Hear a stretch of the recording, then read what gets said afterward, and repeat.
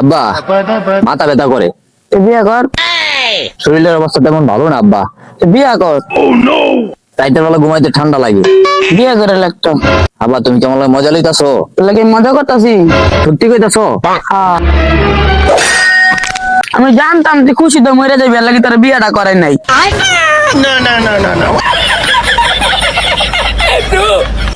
ভাই আমি আপনার বোনকে অনেক ভালোবাসি ভাই, আপনার বোনরা আমারে দিয়া দেন ভাই। আপনার বোনরা আমি অনেক সুখে রাখুম ভাই, খালি আপনার বোনরা আমারে দিয়া দেন। আপনার বোনটা আমি অনেক ভালোবাসি, সত্যি কথা ভাই। এই বেটা তোর লাগে বিয়ে দিব আমার বোনরে, তোর চেহারা তো পাতিলে তো কালা। কি আমারে অপমান, তা আবার কালা কইয়া? আমি আজকের মাথা সাদা হয়ে যাইতাছি, আপনার বোনরে আমি বিয়া করুমই করুম। দেখেন আমি সাদা হয়ে যাইতাছি।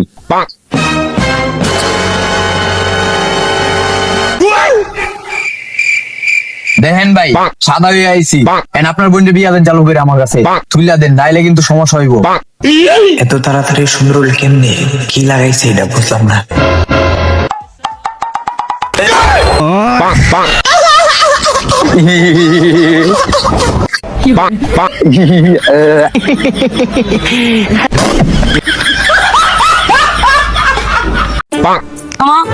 সুন্দর হইলি কেমনে?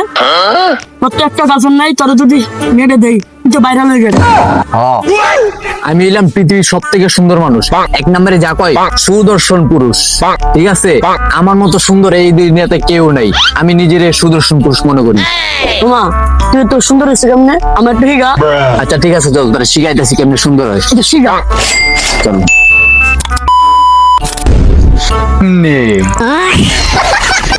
হাই স্কুল পাউডার লাগাও আর সুন্দর হয়ে যাও।